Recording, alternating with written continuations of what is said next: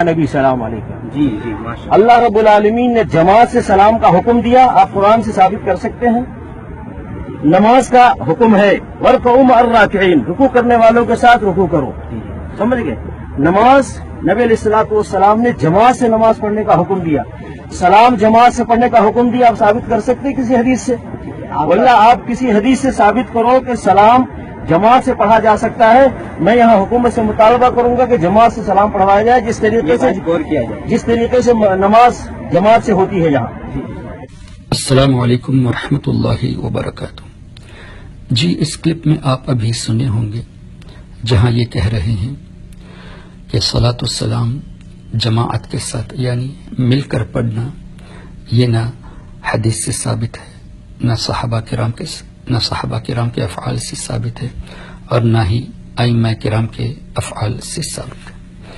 اب آئیے قرآن کریم کی روشنی میں مل کر پڑھنے کو ہم ثابت کرتے ہیں.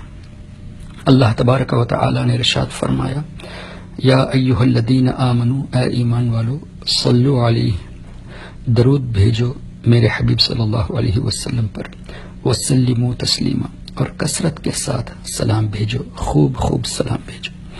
یہاں اللہ تبارک و تعالی نے جمع کا صیغہ استعمال فرمایا. یہ پلورل ہے، صلی علیہ نہیں صلو علیہ ہے. تو اللہ تبارک و تعالی نے جمع کا صیغہ استعمال فرمایا.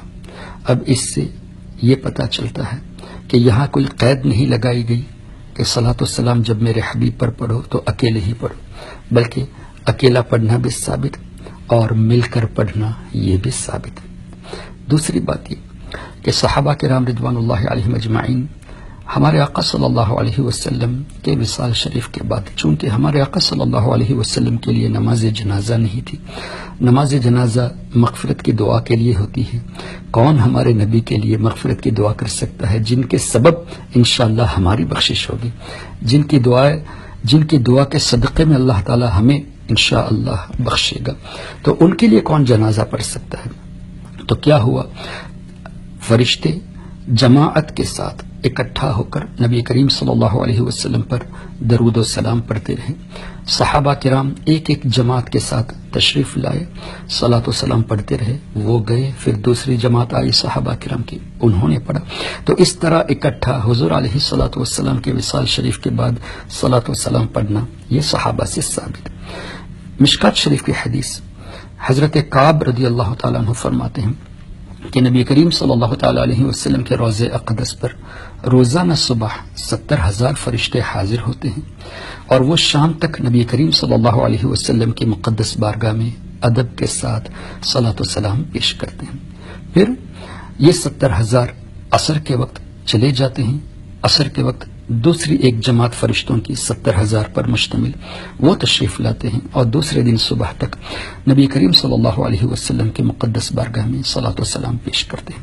اور آگے یہ بھی لکھا ہوا ہے کہ جو ایک جماعت ایک مرتبہ آ چکی، قیامت تک دوبارہ آنے کا انہیں موقع نہیں ملے گا. اللہ اکبر. اللہ کے اتنے فرشتے ہیں کہ ان کو جو پہلے آ چکے ان کو کبھی موقع ہی نہیں ملے گا. اب اندازہ لگائیے، ہمارے آقا صلی اللہ تعالی علیہ وسلم کے وصال شریف کو 1425 سال سے زائد ہو چکے، تقریباً 1428 سال تقریباً ہو چکے. اور اسلامک ڈیٹ کے حساب سے ایک سال میں 355 دن بھی مانے تو 355 ملٹیپلائی بائی 1427 اور 1428 ایئرس، کتنے لاکھ کتنے کروڑ ہو گئے. اتنے لاکھ ایام میں 70,000 فرشتے ایک وقت یعنی 24 گھنٹے میں 1,40,000، صبح سے شام تک 70,000، پھر شام سے صبح تک 70,000. تو روزانہ 1,40,000، 1,40,000 multiply by 355 again multiply by 1428 years. اور قیامت تک ابھی کتنے سال باقی ہے؟ ہزاروں لاکھوں کروڑوں کی تعداد میں جماعت کے ساتھ اللہ کے فرشتے نبی کریم صلی اللہ علیہ وسلم پر ادب کے ساتھ درود و سلام پیش کرتے ہیں. تو اے لال رومال والے، لال دوپٹے والے، آپ بدعت کہتے ہو، سب سے پہلے تو آپ اپنی اس بدعت کو چھوڑیے.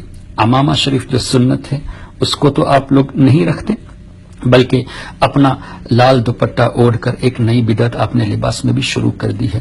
خیر یہ ایک الگ بات ہو گئی. انہوں نے یہ بھی کہا کہ اگر حدیث سے ثابت ہو جائے تو ہم سعودی حکومت سے مطالبہ کریں گے کہ جماعت سے صلاۃ و سلام پڑھنے کا انتظام کرے. تو آئیے قرآن کی روشنی میں چونکہ جمع کا صیغہ ہے مل کر پڑھنا یہ ثابت. صحابہ کرام نبی کریم صلی اللہ علیہ وسلم کے وصال شریف کے بعد کھڑے ہو کر عدد کے ساتھ صلاۃ و سلام جماعت کی شکل میں پیش کیے یہ بھی ثابت. اللہ کے فرشتے جماعت کے ساتھ اب بھی پیش کرتے آ رہے ہیں اور قیامت تک پیش کرتے آئیں گے یہ بھی ثابت. الحمدللہ ہم قرآن پر عمل کرنے والے، صحابہ کے طریقے پہ عمل کرنے والے، فرشتوں کے طریقے پر عمل کرنے والے، تو بدعتی تو تم ہو اس کو روکنے کے لیے جو آتے ہیں. اب سیدھی سی بات ہے، ہم نے کبھی اس کو فرض نہیں کہا کہ ہم قرآن اور حدیث سے دلائل دیں، پھر بھی الحمدللہ دلائل موجود ہے.